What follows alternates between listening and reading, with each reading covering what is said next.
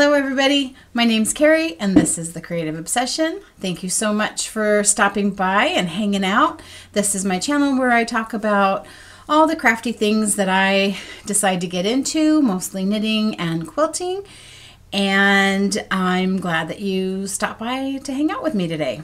I'm going to scooch this a little bit closer. Okay, I'm in a little bit of a different spot. It was just way easier to set up right here. And I had better lighting because it was almost sunny earlier, but I had to wait until Millie got done getting groomed, and now it's all cloudy and it looks like it's going to rain. So hopefully the lighting is good. I still think it's okay. So anyway, here we are. It is June 14th, 2018. I've got some stuff. I don't have any sewing stuff. I didn't do any kind of quilting or sewing that's any different than anything I've already shown you.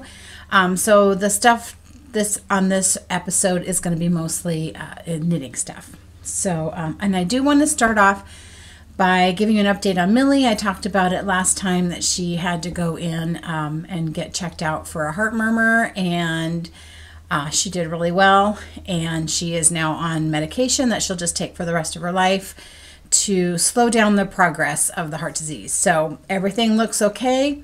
They'll just double check her in another year or so, and I imagine she'll probably have to do yearly exams for that from here on out. But good prognosis, and I don't notice any difference in her actually because she wasn't really showing any symptoms, just something they're going to keep an eye out on and just be aware of. So she's doing good. So thank you to everyone that gave me some well wishes for her. She's on the mend. She's good.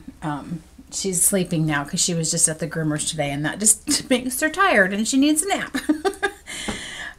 Last week I was not feeling well. I started off with really bad allergies, turned into a cold, and I'm over the cold, but I still have some of the congestion and stuff. And then today, for some reason, my allergies are kicking back up again. This year has not been a good year for my allergies. I don't usually get them that bad. Usually the over-the-counter stuff takes care of it, and this year it's not really. So there you go. So I didn't do a lot actively, but I was sitting and knitting and getting, starting new projects and things. So I'm going to show that stuff to you coming up. Excuse me.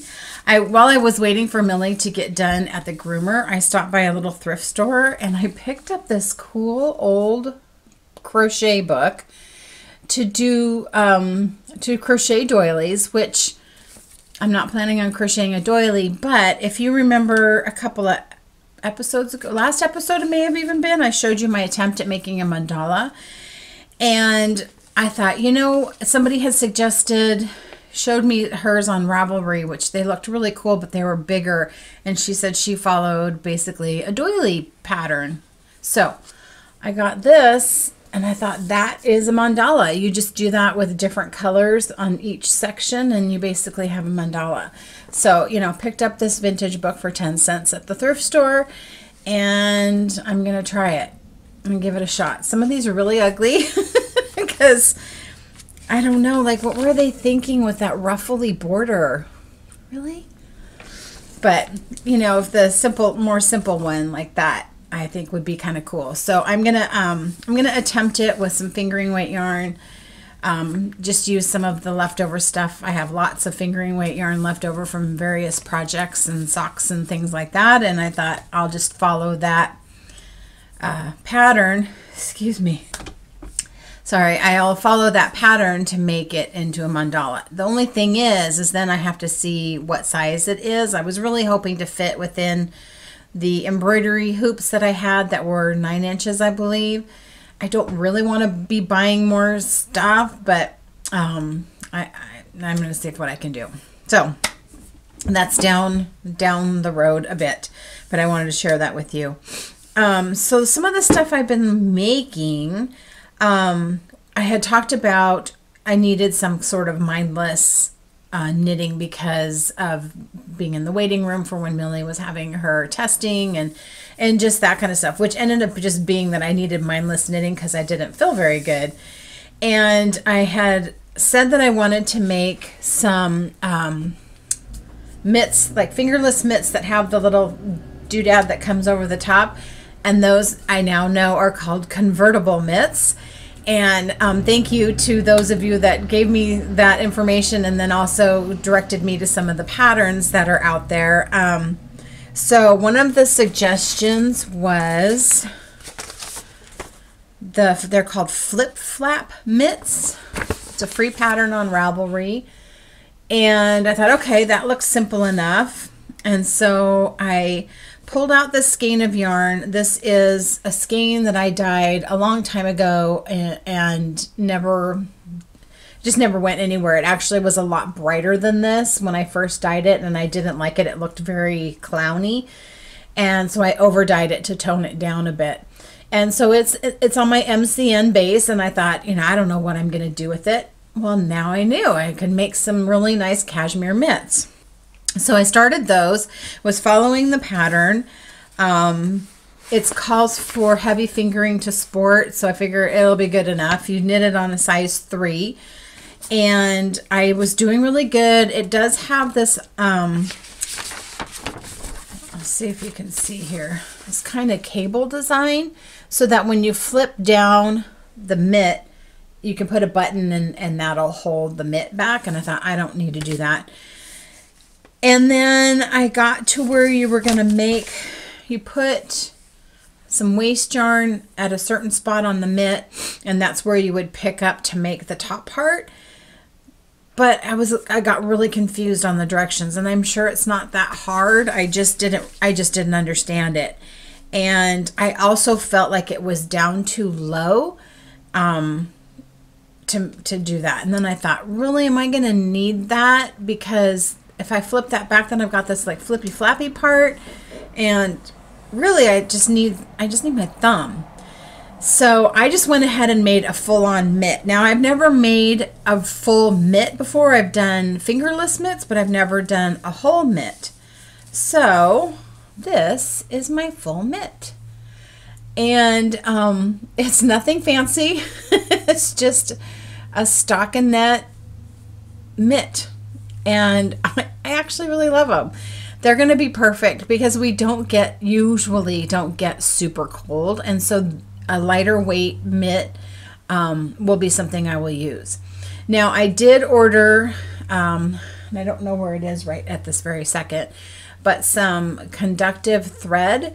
And so I'm going to put some conductive thread on the thumb, because that's like what I would like open my phone with and you know, maybe text or something. It's not like I get a ton of calls or text messages. But that way I can at least do something basic and still keep my mitt on. So I need to cast on to make the next one, which I will do. But I'm really, really happy with it. And it fits really nice. At first I thought, well, this is kind of weird. You've got this pointy part, and I've seen mitts with that, but actually it fits my pointy finger or my middle finger just perfectly. So got me a cashmere mitt. So I got to make the second mitt, which I will be doing here really shortly. I kept some notes on how many rounds I did and all that kind of stuff, so I can make a mitt that matches. Make a mitt that matches. So thank you for the suggestions and for all that stuff, because I didn't know where to start. So just knowing they're called convertible mitts gave me a good way to start and look for it. So another thing I cast on, because you know, you might get tired of working on one thing, why not cast on more, right? So I've had this in my favorites for a while, and it's called a Q or a key. I'm not really sure how you say it. And it's a cowl. Sorry, guest is going by. Sorry, I'm right by the window and I have the windows open. It's a cowl that connects at the back, so you know, you wear it all the way around. But it has the style that you have like when you wear a shawl. Now, I have problems wearing shawls because, for one, I can't ever seem to style them right. And if I don't wrap it around, it always seems to fall off when I bend over or whatever. So I thought this would be really nice. This was written to be used to kind of gradate with some minis. But I had a skein of yarn, and I can't find the ball band or the tag. It was just a tag, but I do know who it is, and it was from Wendy's Wonders, and she has an Etsy shop, and she does a lot of gradient dyeing. And so I started with that. So it starts off with this really, really light gray.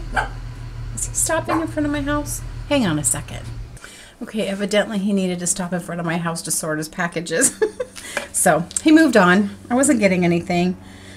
So I was saying I started with this. It starts with a light gray, and then it goes into this like I would say kind of a smoky teal, and now it's going into a dark gray, and eventually it ends up with this like madder red.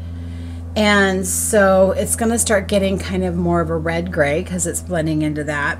And I don't know, the tag didn't have like the makeup of the yarn. I think it's probably a 75-25 fingering weight.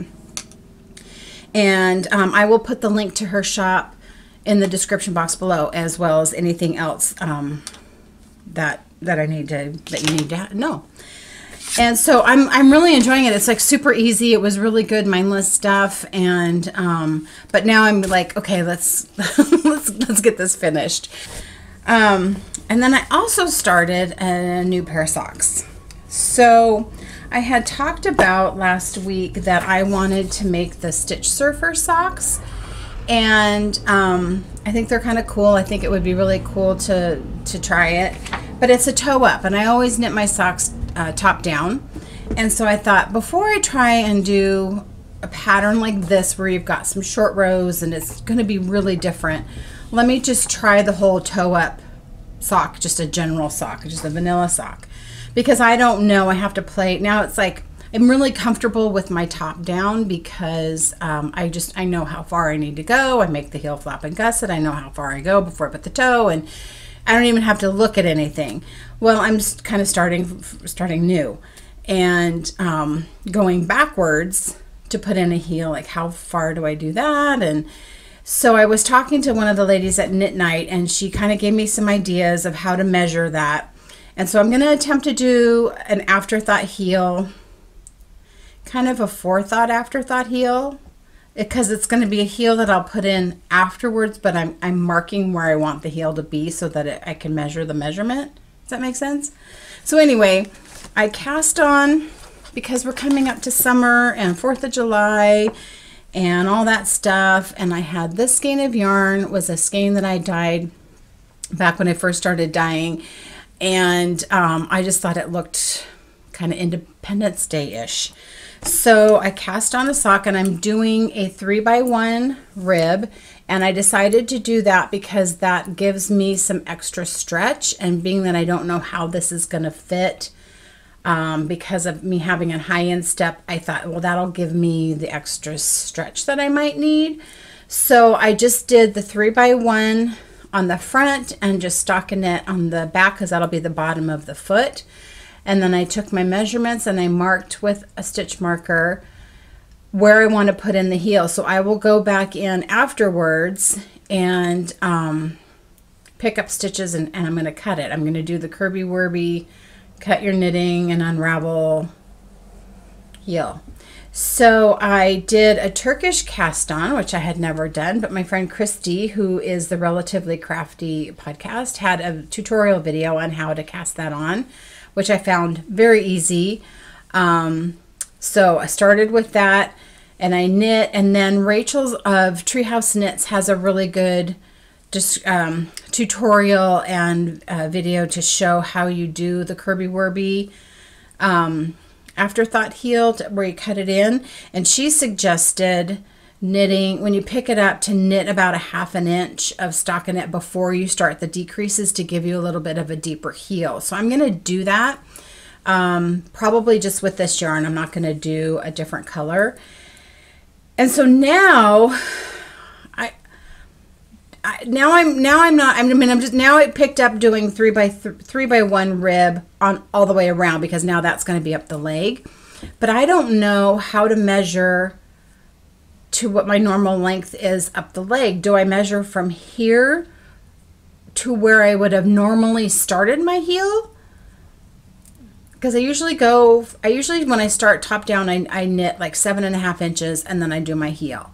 Do I measure 7.5 inches from here up before I do the cuff? I figure I have a little ways to go, but if anybody can give me some info on that, I suppose I could look in my sock architecture book, but you know, that would take me a while, and you can just tell me what I need to do. So far so good. I'm just basically knitting a tube, and we will see what happens when I do the heel. So I was really appreciative of both Christy and Rachel for putting tutorials out on how to do those things, because it was really helpful. So stay tuned on how that's going to look. Excuse me. Another little project I did, and I debated whether or not I would even show it, because now I'm second guessing myself. But I've talked to you about my friend Jenny, who has the Mama Made It quilt shop, and I've done a lot of her quilting for her shop quilts. She's actually closing the shop. And so she was doing, like, she's selling off, you know, all the fabrics at discount. I'll put a link to the shop down below if you're interested in any of the fabrics. She's got them all on sale. But she was also going to sell off like fixtures and stuff. And one of the things that she had in her shop, and I told her, if you ever sell these, I want to get some. And it's these antique sock blockers. So I picked up a couple for me. I got this, has a matching one. I don't plan on using them as sock blockers. It's kind of looks like a big foot, but anyway, I just thought they were cool, and so I picked up a pair. Well, then I just thought I wanted to pick up another one for Chevy Rell, who has what is it? Chevy Rell Makes Stuff or something like that is her podcast, and I love her podcast. She's just fun. She makes me laugh, and she's just a little ray of effing sunshine. As she likes to say. So so I made something with the sock blocker, and I have sent it to her. She should get it tomorrow, so I think I'm okay putting this out here, because by the time I edit this and get it up, I'm hoping it's going to be too late for her to possibly see it, that maybe she'll get it in the mail before she sees the recording. So I pre-recorded a little bit and an explanation of what I did, and so I'm going to insert that here for you. I wanted to share with you my latest little craft project. I took a old wire sock blocker and made a, my idea is it's to be a progress keeper holder. So as you can see, I've got progress keepers hanging off of it, and I just think it's kind of cool. What I did is I took the wire sock blocker, and I did single crochet all the way around the whole edge of it. And then then that was with some mustache yarn, and then this was some leftover Blue Moon Fiber Arts yarn that I had. And I wanted to do like a dream catcher style, but I couldn't get that same kind of look that you do with a dream catcher, because it needs to be a circle to get that look. And so I just took the technique of how you do that and just sort of went here and there, and I tried to make intersections so that the progress keepers could be hooked kind of where an intersection is. Otherwise it would just slide down to the end. And once you hang it, it'll probably, you know, they won't slide around too much. But anyway, I wanted them to kind of crisscross. So it's kind of spider webby, I guess, more than dream catcher, but the idea was a dream catcher. And so I am going to send this off, and hopefully the person that's going to receive it likes it. And you know, you never know. It could be just one of those things where it was like, oh, look what you did. Isn't that special? And I don't want it to be that, because I think it's kind of cool. The person I'm sending it to is pretty eclectic, and hopefully will like it a lot. And I put an owl stitch marker progress keeper up on the tassel because she really likes owls. So just a quick little project that I think looks kind of cool. I think it would look really neat to just hang in a craft room or something like that. So that's my recent craft project. And I'll send you back to the podcast. So after I sent that to her, I started going, was that just dumb? I really think it's cool, and I would have hung that up, and I may even do that with one of my sock blockers. But then you're like, is somebody else going to think it's cool, or is they going to just think it's dumb? So now I totally am second guessing myself. So fingers crossed that she likes it. She doesn't think it's just really dorky. Oh, goodness gracious. So we are going to be heading out and to do some camping. And so, of course, whenever I go away on vacation, I have to like pile up all the things that I'm going to work on because you do. We are going to be camping along the Umpqua River down in the southern part of Oregon. We're going to be about an hour from Crater Lake, so we will take a day trip and go over to Crater Lake. So I'm hoping to get a lot of good footage because that area is just gorgeous. The last time we were at Crater Lake was in 2014 when we did our PCT backpacking trip across Oregon, and that's where we started. So it'll be kind of fun to go back there. When we had started that year, there was a lot of wildfires down in the southern part of the state, so it was real smoky. So it'll be fun to go when things are clear. We've had just really cloudy and crappy weather, but it's supposed to start clearing up this weekend and be in the 80s, close to 90, so it's going to start feeling like summer, and so it's going to be a lot of fun. But it's like a 5-hour drive or something like that to get there, so I have a lot of car knitting time, and so I picked up this cake of Lion Brand mandala yarn. It's a DK weight yarn. It's very, very soft. It is acrylic, 100% acrylic, and basically it does like wide stripes. And I thought this would make a really nice chemo hat. And I haven't knit any chemo hats in quite a while, and I'm overdue. So I think what I'm going to do is I'm going to do the worm hat. And I've seen some pictures on Ravelry where people have made it with either this or, what is it, Karen has cupcake yarn or something. It's very similar to this. And it looks really cool because it has those big bands of stripes, which just looks really neat with this hat. So I'm going to take that and do that. I'm going to work on finishing up the sock and the cowl that I've got going. And so that should do me. It should do me pretty good.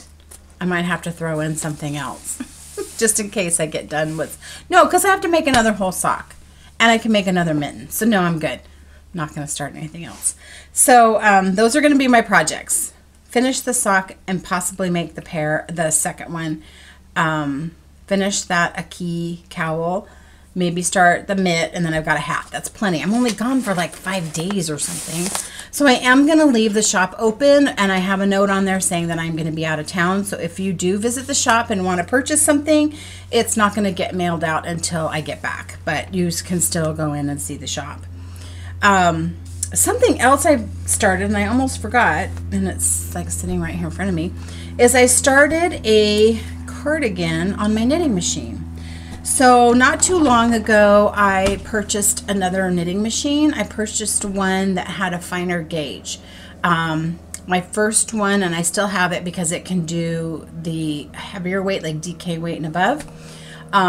It was a Brother X KX 350, and so I purchased a Brother K something 860, and it is a finer gauge machine, so it's like fingering weight and lace weight. So I can get a tighter knit and more like what my hand knitting gauge would be. Excuse me. And so I've started a cardigan, and I am blending these two colors. So this is Royalty, which is a really dark purple, and this is Mystical. And so because you would normally alternate skeins, I decided to alternate skeins doing two colors. Sorry, it's my waist yarn. And so that's what I've got so far.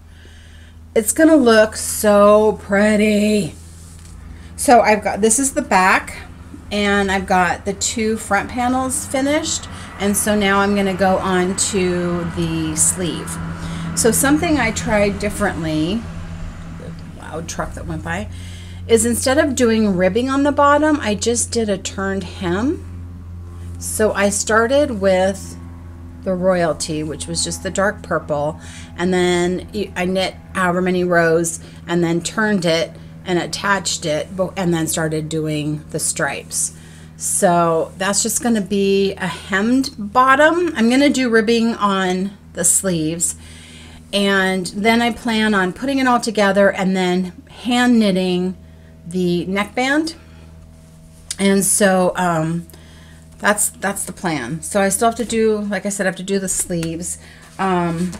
And then Jim, for my birthday, got me this book. It's an Ann Budd book, is the Knitter's Handy Book of Patterns. Just a very basic book, but it has in it like how to knit, how you do buttonholes, which I want to have some buttons, at least at the top. I like to have it closed, at least near the top. So I've never knit buttonholes before, so that was good timing. So I've got this book to help me figure out how to do that. So, so yeah, so stay tuned and see how that goes. So far, it seems like it's going to fit. The other sweater that I made on my first machine, my 350, I had to knit it at a pretty loose gauge just because it had a smaller number of needles, and my new machine has more needles, so I can knit at a tighter gauge and use up more needles, if that makes any sense. And so that, if you remember, was that pink sweater that had the sort of waddly, weird little sleeves. So I'm curious to see how this pattern does for the sleeves.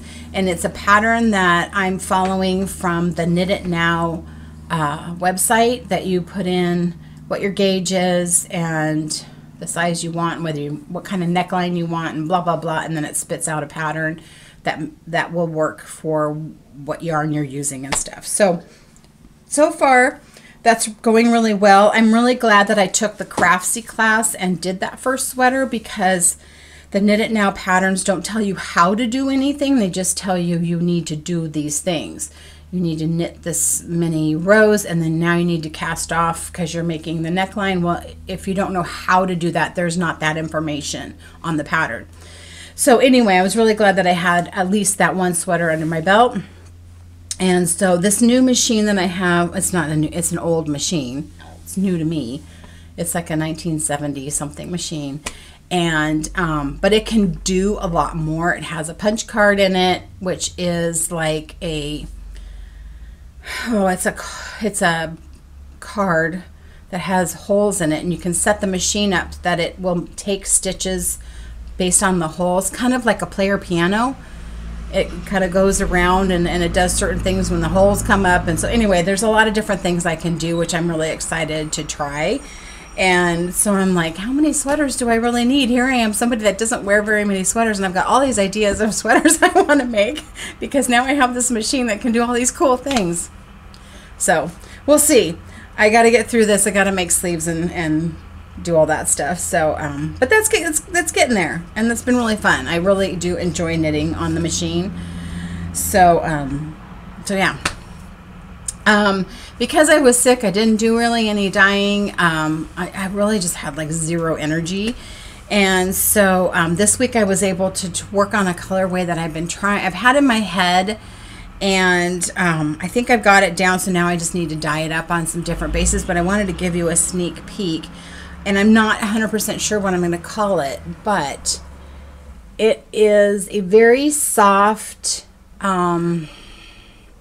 neutral. You've got a little bit of like a sagey green. There's a little bit of a rose kind of a color in it, and tan. It's very, very soft, and it would go with a lot of different things. So I'm excited about that, and I thought about taking a skein and just knitting something with it, just so I could see what it knits up like. But that's going to be an upcoming color, and it's really pretty. I hope it shows up on the camera. That's all the crafting stuff. I do want to talk about, there's a new podcast that I found. I was watching Stephanie and Rebecca on the Mean Girls Knit podcast, and Rebecca mentioned a podcast, and I went and checked it out, and I just love it. And it is Fiber Hustle with Erin and Chip, and they live in the Seattle area, and I just thoroughly enjoyed them. They kept me company while I was home, not feeling so good, and just kind of sitting and knitting, and they just entertained me, and they're just so fun. So Erin knits. He's a fairly new knitter, but he's doing really well. And the last episode I watched, he was in the process of making a sweater, his first sweater. And Chip does quilting. He is new to quilting, newish to quilting, and he reminds me of how I was when I first discovered quilting and how excited I was to try all the different things and playing with the colors and the fabrics and stuff like that. He's doing really, really well, and I just love them. You guys, I love you. I'm so glad that I found them, because that's been a treat, and I look forward to more episodes from them. I did do some reading. I did quite a bit of reading, actually, and I wanted to kind of share some of that. There's a book that I read, and I think I got it on like a Kindle deal, like it's a Kindle deal Tuesdays or something like that, and I'll look every once in a while, and I usually try and find a book if I can get it for free, or like $1.99 or something like that. And I think I got this book free, and it was the first in a trilogy, and it's called The Butterfly Garden by Hutchison. And it's a like a crime fiction, or I don't know, however they call that. Yeah, I don't usually read those. I usually I'm all about rainbows and butterflies and make me feel good. Don't make me feel sad. If I know someone's gonna die in it, I'll stop reading it, because I don't want to know. I don't want to read about it. And so this surprised me that I liked it, and it's a disturbing topic, but I liked it. It's about I don't want to give anything away, but it's about women that got kidnapped, and they live in, this guy's created this garden for these women that he's held captive, and it's kind of about that, and it's sad and it's yucky, but it was a good book.